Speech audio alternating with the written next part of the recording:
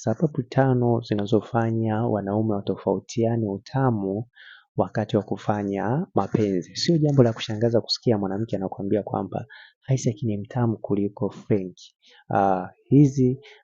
Hii hutokana na jinsi ya hizi sababu ambazo nitaweza kuzitaja. Kwa hiyo zipo sababu ambazo huwa zinafanya kati ya mwanaume na mwanaume kutofautiana utamu wa kufanya mapenzi. Sababu ya kwanza ni sababu ya namna ya kumwandaa mwanamke kati ya mwanaume na mwanaume. Kuna mwanaume ambaye anamwandaa mwanamke ipasavyo, hali ambayo itamfanya mwanamke aweze kumuona huyo mwanaume ni mtamu wakati wa kufanya mapenzi.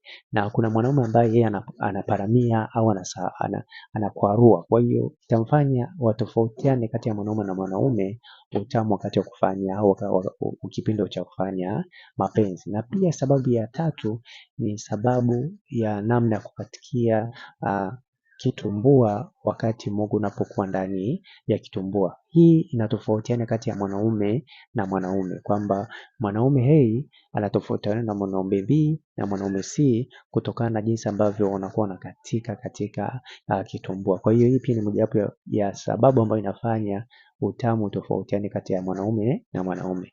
Na pia sababu ya tatu ni sababu ya namna ya kuweza kumweka style, yani ya kuweza kupamp kitumbua wakati wanapokuwa wanafanya mapenzi. Hii ni mojawapo ya sababu ambayo inafanya kutofautiana kati ya mwanaume na mwanaume utamu. Unakuta mwanaume fulani anakatika, yani anapampu kwa haraka haraka, mwingine anapampu taratibu, mwingine anapampu kwa jinsi ambavyo mwanamke anazungusha kiuno. Kwa hiyo lazima utamu uweze kutofautiana.